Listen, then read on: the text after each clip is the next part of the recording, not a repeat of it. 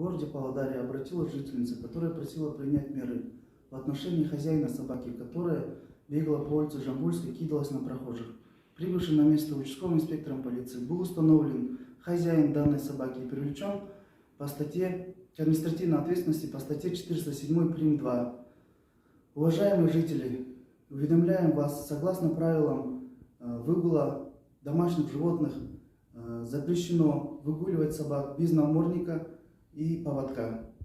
В связи с тем, что вчера ваша собака, 21 числа, она бросилась на человека без привязи, у вас будет составлен административный протокол, вас привлекут к административной ответственности.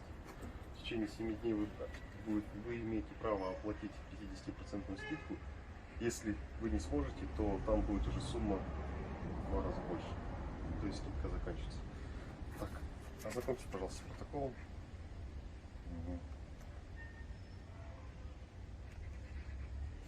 Подпись поставьте, пожалуйста.